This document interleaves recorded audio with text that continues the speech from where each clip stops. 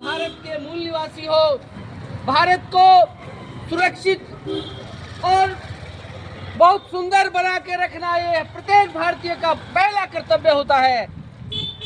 हम लोग बाबा साहब के संविधान में दिए हुए अधिकार और कर्तव्यों का हम लोग पूरी तरह से पालन करते हैं, लेकिन कुछ लोग ऐसे हैं जो इस देश को बर्बाद करना चाहते हैं।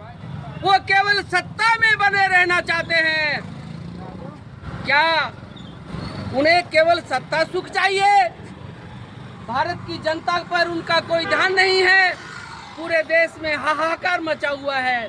80 करोड़ लोग अनाज पर रहते हैं। ये 2 रुपए वाले 5 किलो अनाज पर आश्रित है 80 करोड़ लोग।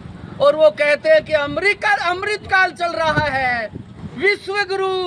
अरे काय का विश्व गुरु? पूरे देश का तूने बंटाधार कर दिया। ये जनता सहन कर रही है तुझे। अब ज्यादा समय नहीं है, सुधर जा, नहीं तो ये लोग घर घर से ये माता बहनें जब निकलेंगी तुम्हें बता देंगी। इस संविधान ने तुझे ये सब कुछ दिया हुआ है और उस संविधान को कुचलने का प्रयास कर रहा है। इसलिए साथियों, हम बाबा साहब को मानने वाले लोग हैं। ज्योतिबा फुले, साहू महाराज, ललई सिंह पेरियार, सावित्रीबाई फुले, फातिमा शेख और सर छोटू राम जैसे हमारे महापुरुषों को मानने वाले लोग हैं।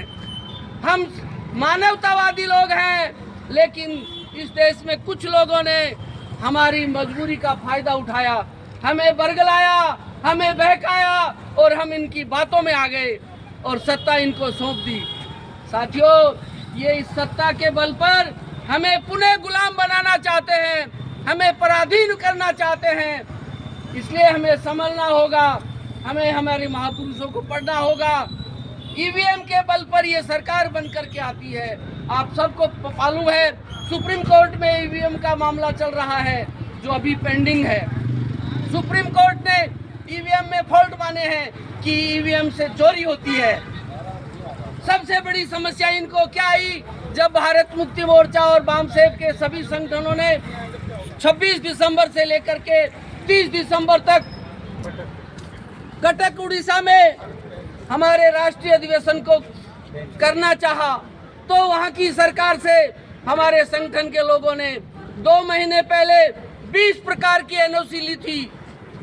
हमारा वहां पे 3 से 4 करोड़ तक रुपए खर्च हुआ और कार्यक्रम शुरू होने के कुछ घंटों पहले वहां के शासन प्रशासन ने आरएसएस बीजेपी के दबाव में आकर के हमारे राष्ट्रीय अधिवेशन की स्वीकृति को निरस्त कर दिया।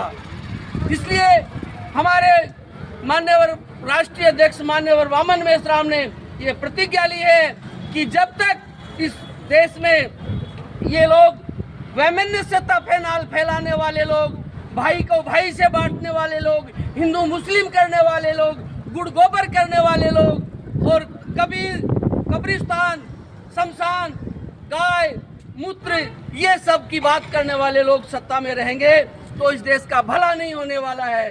ये भारत सभी धर्मों का भारत है। हिंदू, मुस्लिम, सिख, ईसाई आपस में भाई भाई। कितना सुंदर हमारा देश है। आज 78 साल हो गए हमारे देश को। अरे भाई, हिंदू हमारा भाई, मुस्लिम हमारा भाई, सिख हमारा भाई, बुद्धिस्ट हमारे भाई और सभी प्रकार के लोग देश में रहने वाले हमारे भाई। तो फिर ये झगड़ा कौन फैला रहा है, ये हमें जानना जरूरी है। केवल सत्ता के बल पर सत्ता में बैठ करके हमें लड़ा रहे हैं, ये हमें समझना चाहिए। साथियों, हमें केवल पसीना बहाने से ये समस्या से निजात मिल सकती है। अगर थोड़ा समय और आपने यूं ही बर्बाद कर दिया तो आप खून भी बहाओगे तो आप आज की स्थिति में वापस नहीं आ पाओगे। इसलिए निकलो घरों से और अपनी आवाज को बुलंद करो कि इस देश को किस प्रकार से ये लोग बर्बाद करने जा रहे हैं। इसलिए समझो, हमारे सभी बहुजन समाज के लोगों के साथ आए दिन अत्याचार होता है। हमारी बहन बेटियों को खुलेआम लूटा जा रहा है, उनकी इज्जत आबरू लूटी जा रही है। और सरकारी कार्यालयों में SC ST OBC और माइनॉरिटी के लोगों को दबाया जाता है, उनका प्रमोशन रोक दिया जाता है, उनको सस्पेंड कर दिया जाता है। और तो और हमारे शहरों के मुख्य बाजारों में इनका कब्जा, सरकारी कार्यालयों में कब्जा। अरे कुछ लोग इतना ज़्यादा संख्या में कैसे पदस्थापित हो सकते हैं?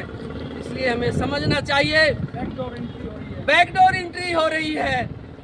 अपने लोगों को देखिए, सबसे बड़ा पद होता है भारत सरकार में IAS IPS का, वो बिना किसी परीक्षा के अपने लोगों को सेट कर रहे हैं।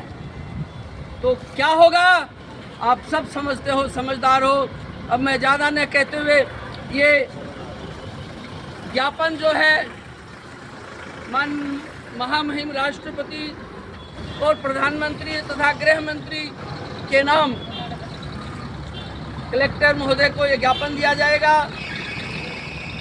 और आप अपने अपने घरों पे जाकर के विशेषकर माता बहनों को समझाओ, इस पाखंड से बचो। ये अंधविश्वास और पाखंड हमें पीछे की ओर धकेल रहा है। अब मैं कुछ ज़्यादा न कहते हुए मैं